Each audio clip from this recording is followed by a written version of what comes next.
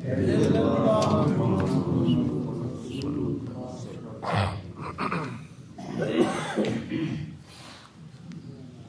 باللہ من الشیطان الرجیم بسم اللہ الرحمن الرحیم۔ بسلسلہ درس قرآن چھٹا پارہ ہے اور سورۃ نساء کی آیت نمبر 148 ہے۔ اللہ پاک کی ذات بابرکات نے یہ سورۃ نساء کی آیت نمبر 148 کے اندر بری بات کا اعلان کرنے سے منع فرمایا ہے، اور مفسرین کرام نے اس کا شان نزول یہ لکھا ہے کہ یہ آیت اس وقت نازل ہوئی تھی جب نبی کریم علیہ السلام جلوہ افروز تھے اور صحابہ کرام بھی آپ کی خدمت میں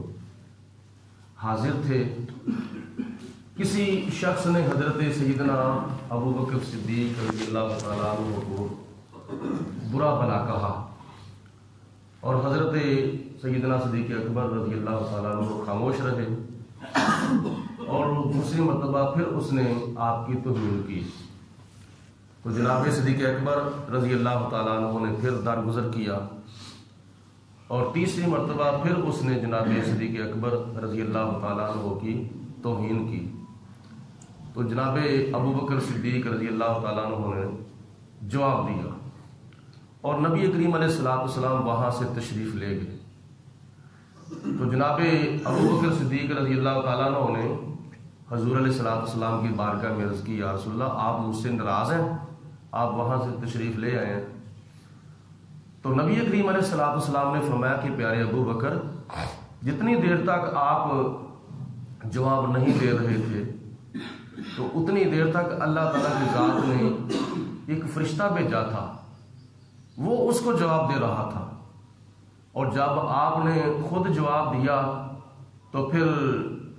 وہاں فرشتہ چلا گیا تھا اور شیطان آ گیا تھا، تو شیطان کی وجہ سے میں وہاں سے اٹھ کر آ گیا، کیونکہ جہاں شیطان ہو وہاں میں نہیں رہ سکتا۔ تو اس وقت اللہ تعالیٰ کی ذات بابرکات نے یہ آیت مبارکہ کا نزول فرمایا۔ حضرت جبریل علیہ السلام حضور علیہ السلام کی بارگاہ میں حاضر ہوئے۔ اللہ تعالیٰ نے فرمایا لا یحب اللہ الجہر بالسوء من القول، اللہ کی ذات کو یہ چیز پسند نہیں ہے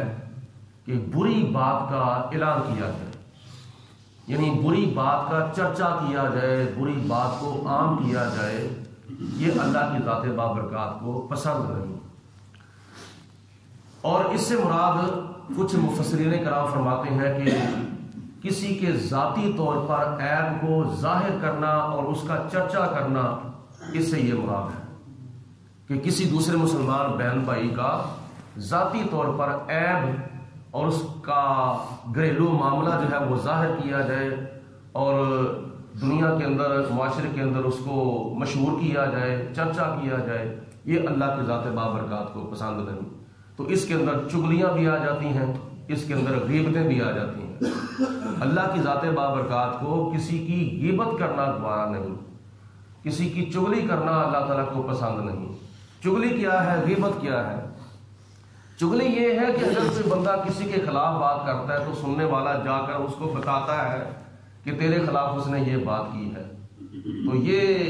ہے چغلی، جس کی وجہ سے دو دل اور جو ہے وہ ایک دوسرے سے دور ہو جاتے ہیں۔ غیبت یہ ہے کہ کسی کا عیب کسی کی عدم موجودگی میں بیان کیا جائے دوسروں کے سامنے، تو یہ ہے غیبت۔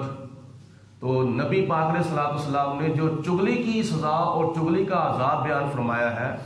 وہ یہ بیان فرمایا ہے کہ چغل خور جنت میں داخل نہیں ہوگا اور اس کو قبر کا عذاب ہوگا۔ اور غیبت کرنے والے کے بارے میں نبی پاک علیہ السلام نے فرمایا کہ وہ ایسا شخص ہے جس طرح اس نے اپنے مردہ بھائی کا گوشت کھایا ہے۔ خدا نخواستہ اللہ تعالیٰ نہ کرے کوئی بندہ فوت ہو جائے تو کسی کا یہ ضمیر گوارا کرتا ہے کہ اس کا کوئی بھائی ہو کہ وہ اپنے مرنے والے بھائی کے جسم کے گوشت کا ایک ٹکڑا کاٹے اور پکا کر کھائے؟ کسی کا یہ ضمیر گوارا نہیں کرتا۔ تو نبی پاک علیہ السلام نے فرمایا کہ غیبت کرنے والے کو اتنا ہی گناہ ہوگا جتنا اس نے اپنے مردہ بھائی کے گوشت کا ٹکڑا کاٹ کے کھایا ہے۔ تو اس لیے غیبت کرنے سے نبی پاک علیہ السلام نے منع فرمایا ہے کہ کسی کی غیر موجودگی میں اس کا عیب بیان نہ کرو۔ اور پھر صحابہ کرام نے کہا یا رسول اللہ کہ اگر کوئی بندہ کسی غیبت یہ ہے کہ اس کا عیب بیان کرے کسی کے سامنے، تو اس کا تو وہ عیب اس کی خامی بیان کر رہا ہے، تو حضور علیہ السلام نے فرمایا تبھی تو غیبت ہے۔ تو اگر اس کے اندر وہ عیب نہیں ڈالا جاتا تو اس کی طرف وہ عیب کو منسوخ کرتا ہے، تو یہ ہوگا الزام، یہ ہوگا بہتان، تو بہتان کی سزا بھی شریعت نے رکھی ہوئی ہے۔ تو اس لیے دونوں صورتوں میں یہ چیز مناسب نہیں ہے۔ آج کل تو اللہ ماشاءاللہ اللہ تعالیٰ کی ذات بابرکات ہدایت عطا فرمائے، ہمارے ملک پاکستان کے اندر جو کہ اسلام کے نام پر حاصل کیا گیا تھا، اس کی سڑکوں کے اوپر کیا ہو رہا ہے؟ عورت مارچ کے نام پر بیبیاں، خواتین اور عورتیں سڑکوں کے اوپر آ کر کیا کچھ نہیں کہتی، ایسے ایسے فحش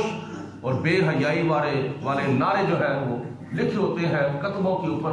یہ بیان کرنے سے شرم آتی ہے۔ اتنے گندے نعرے اور اتنے فحش نعرے، اللہ تعالیٰ ان کو ہدایت عطا فرمائے تو خدا تعالیٰ کی ذات بابرکات کسی کو توفیق دے تو ان سے وہ پوچھے کہ تم کون سے حقوق لینے کے لیے سڑکوں کے اوپر آ رہی؟ چند سال ہوئے ہیں، 8 مارچ کو کون سے حقوق لینے کے لیے تم سڑکوں کے اوپر آتی ہو؟ کون سی آزادی لینے کے لیے تم سڑکوں کے اوپر آتی ہو؟ اگر تم مسلمان ہو، اگر تم نبی پاک علیہ السلام کا کلمہ پڑھتی ہو تو اپنے دین کا اور اپنے اسلام کا، اپنی کتاب کا تم مطالعہ کر کے دیکھو، اسلام نے تمہیں کون سا حق نہیں دیا، کون سا ایسا حق ہے جو اسلام نے تمہیں نہیں دیا۔ اس وقت دنیا کے اندر سینکڑوں کے حساب سے مذہب ہے، ہندو، سکھ، عیسائی، یہودی اور کئی مذہب ہیں، کسی مذہب نے عورت کو اتنے حقوق نہیں دیے جتنے حقوق اسلام نے عورت کو دیے ہیں۔ کتنی عزت اسلام نے عورت کو دی ہے، جتنی عزت اسلام نے عورت کو دی ہے اتنی عزت دنیا کے کسی مذہب نے عورت کو نہیں دی۔ تو اگر عورت کلمہ پڑھنے والی ہے، اپنے دین کے اوپر چلے گی، اسلام کے مطابق چلے گی، تو عورت کو سڑکوں کے اوپر آنے کی ضرورت ہی نہیں آئے۔ عورت کا حق تب مارا جاتا ہے جب عورت اپنے اسلام، اپنے دین کے مطابق نہیں چلتی۔ تو جب اپنے دین کے مطابق نہیں چلے گی تو اس کا حق ادا نہیں کیا جائے گا، اس کو حقوق نہیں ملیں گے، تو پھر یہ اپنے حقوق کا مطالبہ کرے گی۔ تو جب اپنے دین کے مطابق زندگی بسر کرے گی، اللہ کے قرآن نے سارے کے سارے حقوق عورت کو دیے ہیں، اللہ تعالیٰ کے قرآن نے عورت کو بڑی عزت دی ہے، لیکن پتہ نہیں یہ اسلام کے حقوق چھوڑ کر کون سے حقوق لینے کے لیے سڑکوں کے اوپر آتی ہیں۔ یہ مسلمان کی عورت ہے، یہ کسی مسلمان کی ماں ہے، یہ کسی مسلمان کی بہن ہے، یہ کسی مسلمان کی بیوی ہے، یہ کسی مسلمان کی بیٹی ہے۔ نبی کریم علیہ السلام نے حدیث پاک کے اندر تو یہاں تک ارشاد فرمایا ہے کہ جب عورت بن سور کر باہر نکلتی ہے تو شیطان خوش ہوتا ہے، اللہ اور اللہ کے فرشتے جو ہیں وہ اس کے اوپر لعنت کرتے ہیں۔ تو جب اللہ اور اللہ کے فرشتے اس کے اوپر لعنت کریں گے تو پھر وہ کون سا حق لینے کے لیے سڑکوں کے اوپر آتے ہیں؟ اس لیے اسلام نے عورت کے اوپر پردہ واجب فرمایا ہے، لیکن اس پردے کا تقدس جو ہے وہ پامال کیا جائے تو پھر عورت کو حقوق نہیں مل سکتے۔ جناب فاطمہ الزہرا رضی اللہ تعالی عنہا نے اپنے کون سے حق کا مطالبہ کیا؟ اس لیے اسلام نے سارے حقوق دیے تھے۔ صحابہ کرام کی بیویوں نے اور تابعین کی بیویوں نے کون سے حقوق کے مطالبات کیے تھے؟ کسی حق کا مطالبہ نہیں کیا تھا۔ وجہ یہ ہے کہ وہ اپنی زندگی اسلام کے مطابق بسر کرتی تھیں، اور جب اسلام کے مطابق زندگی بسر کرتی تھی تو پھر ان کا کوئی بھی حق نہیں مارا جاتا تھا۔ تو یہ آزادی کیا نکاح سے آزادی چاہتی ہیں؟ اسلام سے آزادی چاہتی ہیں؟ اس لیے یاد رکھیں اللہ کی ذات بابرکات نے عورت کو اتنا مقام عطا فرمایا ہے، اتنا درجہ عطا فرمایا ہے کہ نبی پاک علیہ السلام نے ارشاد فرمایا حب پاک الیہ من الدنیاکم ثلاث، مجھے تمہاری دنیا میں سے 3 چیزیں پسند ہیں، الطیب مجھے خوشبو پسند ہے، والنساء مجھے عورتیں پسند ہیں، وجعلت قرۃ عینی فی الصلاۃ، اور مجھے تیسری چیز یہ پسند ہے کہ خدا تعالیٰ نے میری آنکھوں کی ٹھنڈک 5 وقت کی نماز میں رکھی۔ تو ان 3 چیزوں کے اندر عورتیں بھی ہیں، اور عورت ماں کی شکل میں بھی ہوتی ہے، عورت بیوی کی شکل میں بھی ہوتی ہے، عورت بیٹی کی شکل میں بھی ہوتی ہے، عورت بہن کی شکل میں بھی ہوتی ہے۔ تو حضور علیہ الصلوۃ والسلام کی ذات بابرکات نے عورتوں کو کتنی اہمیت دی ہے کہ آپ کے وصال کا ٹائم تھا تو نبی پاک علیہ الصلوۃ والسلام اس وقت بھی فرما رہے تھے کہ اپنی لوڈیوں اور اپنے غلاموں اور اپنی بیویوں، اپنی عورتوں کے حقوق کا خیال رکھنا۔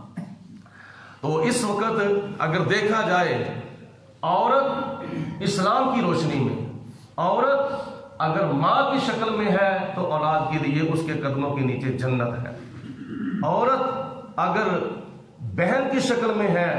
تو وہ بھائیوں کے لیے قابل عزت ہے، عورت اگر بیوی کی شکل میں ہے